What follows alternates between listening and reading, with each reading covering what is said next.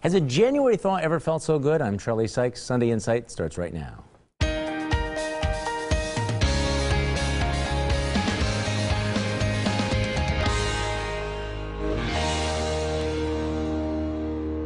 Good morning and welcome to Sunday Insight. In the week that was, it was a week of scandals, apologies, and revelations, bombshell books, emails, and confessions. Two candidates for State Attorney General, Waukesha County District Attorney Brad Schimmel and Dane County DA Ismail Ozan admit drinking and driving in the past. The University of Wisconsin gets a new president, Ray Cross, the chancellor of the University of Wisconsin Colleges and the University of Wisconsin Extension. Milwaukee gets named one of the 10 worst governed cities in America by a national website.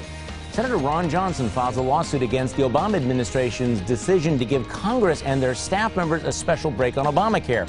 Fellow Republican Jim Sensenbrenner calls the suit a stunt, but Johnson says that Congress should have to live under the same laws as the rest of us. Radical idea. The unemployment rate dropped to 6.7%, but only because another 347,000 adults dropped out of the workforce.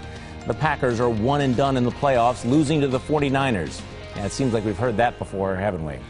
Al-Qaeda-backed insurgents take the cities of Fallujah and Ramadi. And speaking of losing wars, the nation marked the 50th anniversary of the launch of the War on Poverty. But we start with two of the biggest stories of the week. A new book by the former Secretary of Defense Robert Gates and a scandal that may derail the political career of New Jersey Governor Chris Christie. First, the book.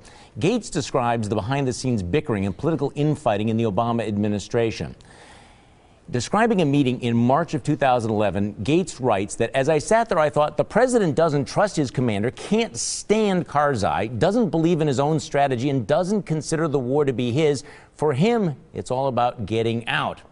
I am embarrassed and humiliated by the conduct of some of the people on my team.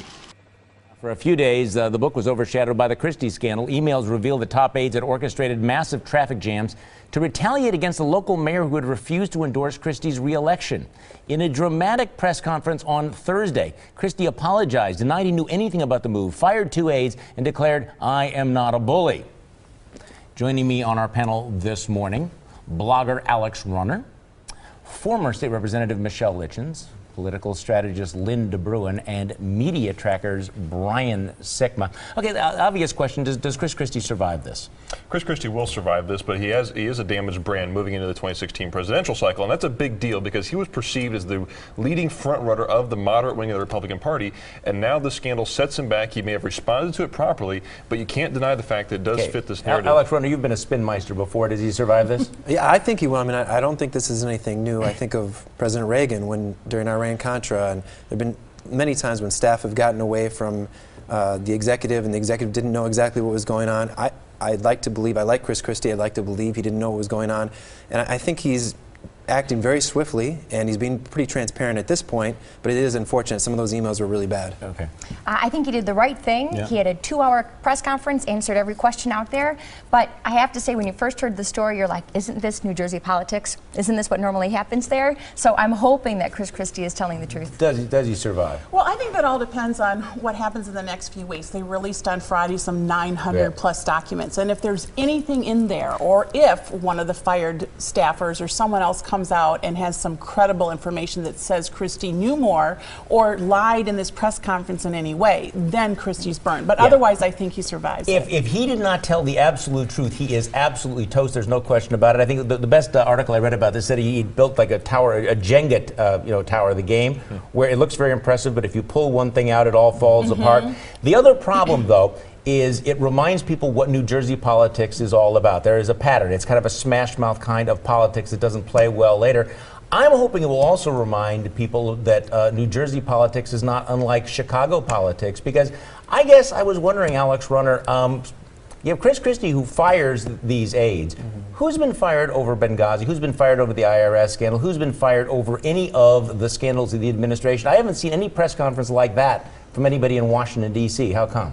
Well, you know, we can take those issues one by one. Yeah. I think, you know, with Benghazi, I mean, that wasn't just people died. Yeah, but the Republicans defunded diplomacy and the embassies for a long time. Why does nobody lose their job? Nobody loses their job over Obamacare. Nobody loses their job over Fast and Furious. Nobody loses their job. So what does it take in American politics for a head to roll? I think that's a great question. And I think you're right that President Obama has been very loyal to his staff. I think President Bush was very loyal to some of his staff. I think that they probably should. There's some heads that should roll, and for some reason they're not. Now, Brian, I mean, I think what makes this particularly ugly for Christie is, first of all, it's a very understandable. Everybody hates traffic. Everybody can understand what's going on here, and it was petty. It was vindictive. It's the abuse of power to punish your political appointees, which, by the way, sounds a lot like what the Obama administration is doing with the IRS. It sounds eerily familiar. And this is something where you look at what has to happen is when a politician is confronted with the decision to fire somebody under him or her who is incompetent, they have to decide that they're willing to take the short-term penalty by saying, no, look, I realize I was wrong by putting this person in charge.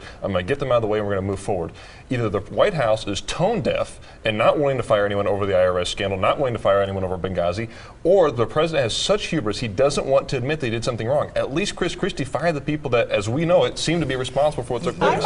I might be a little more cynical here, but when I look at when people have been fired by politicians, Republicans, Democrats, national level, local level, whatever, it seems that they're rarely fired over incompetency. They tend to be fired when they commit a political blunder that will potentially cost the politician his or her re-election. And that's when I see them get fired fast and furious. That's when they do it. I think you're exactly right on this. You can mess up the lives of millions of Americans and there'll be no consequences. But if you write one email that embarrasses the boss, you are gone. Is that the way it works? Somebody wrote an email at DOC, or they tweeted something and Scott Walker fired him. Someone worked on his campaign and said something 2 years earlier and he fired her, right? That's because Republicans hold people accountable. Obviously the Obama administration is not acting that way. Another reminder, though, that the deadliest weapon in American politics is your own email. What has your glass half full? What has your glass half empty? Let's go around the table. We'll start with you, Alex Runner. Well, my glass is half full because the outstanding MPS school that my own son attends, Milwaukee French Immersion, is turning 35 years old. This program regularly outperforms all suburban schools and prepares kids to succeed with a global perspective. My glass is half empty because Republicans in the state legislature clearly aren't interested in replicating the success of French Immersion or even improving MPS. They're attempting now to mess with a perfectly good charter school system, which is public and works perfectly fine. Michelle Litjens. My glass is half empty because of the cold weather, but it is half full because 79% of the emerald ash borer larvae die at -20, and 98% of them die at -30, which is good news for our state. Lynne DeBruin. Well, this may be too obvious, but my glass is half full because the deep freeze is finally over. But my glass is also half empty because high heating bills will put the deep freeze on many people's discretionary spending, at least in the short term. Brian Sikma. Well, my glass is half full because RNC Chairman Reince Priebus announced he is delaying the winter Republican National Committee meeting so he and other party leaders can participate in the March for Life in Washington, D.C. But my glass is half empty, however, because the GOP State Senate Majority Leader Scott Fitzgerald has announced he plans to abort 2 pro-life bills that have already passed the state assembly and are waiting for a vote in the state Senate. Well, my glass is half empty because the Packers were one and done in the playoffs. It's half full because the Chicago Bears didn't even make the playoffs and just re-signed Jay Cutler for a 7-year deal. We'll be right back. This administration today, here and now, declares unconditional war on poverty in America. 50 years ago last week, President Lyndon Johnson declared what became known as the war on poverty. So how did that turn out over the last 5 decades? Well, the sheriff and other officials call him a hero, but he's still out of a job. The operators of the bus system fired Supervisor Bill Bierman after he stepped in to help a young woman who was being beaten by a drunken man. The bus company said that Bierman violated the rule that says their employees should never get involved in such incidents. Bierman and his supporters say he was just doing the right thing, and police have cited the other man, and a videotape that's now emerged seems to support his story. So, Alex Runner, should he get his job back? I think so, and I'm proud of County Executive Abley also. He said that we needed to look at why he was fired. You know, as things have unfolded, it sounds like it was a domestic dispute. Yeah. It sounds like, you know, they were having an argument. But you see this all the time where people are yelling or screaming out, you know, in public, and people seem to be under attack. And I'm really proud of this guy, Bill Birdman, that he tried to step in and tried to help. Michelle Litjens. You know, I think this is one more example, though, of when the bus company had that no tolerance policy. I mean, it's ridiculous. It's permeated everything. It's permeated our schools, and our little kids are getting expelled at age 5 for giving a girl a kiss on the cheek. We need to start thinking again. Lyndon. Well, I just think it was an act of cowardice by the bus company. Yeah. They were trying to protect themselves from a Right. lawsuit. And the bottom line is, these are executives at that company. If their daughter or their wife is getting beaten, I bet they would have wanted that guy to step in.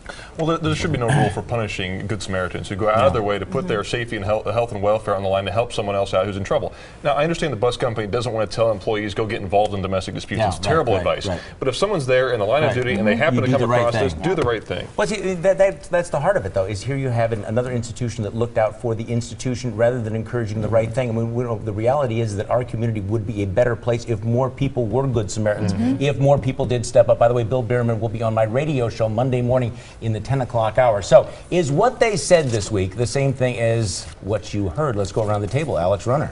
Well, this week, Brad Schimmel, Republican candidate for Attorney General, said that Wisconsin should remain the only state in the nation that refuses to criminalize drunk driving on the first offense. What we really heard, it turns out, is that Schimmel was guilty of his own OWI, which seems to affect his weak stance on the issue. Michelle Litjens. Well, while discussing the cold snap, Ed Schultz said on NBC or MSNBC, "No one can control the weather." What I heard was that no one can control the cold weather, but of course the Republicans can control the warm weather. Lynne DeBruin.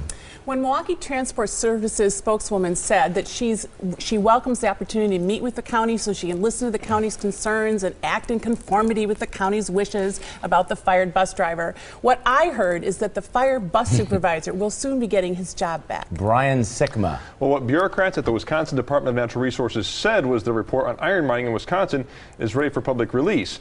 Well, what I heard and read in the actual report was a catalog of misstatements of fact and doomsday predictions revealing a biased agenda against iron mining at the DNR.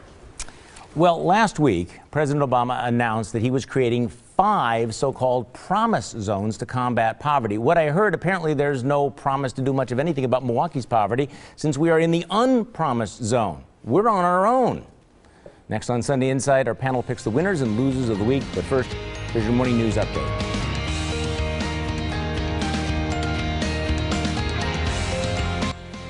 It's time for our panel to pick the winners and losers of the week. Alex Runner, you are first.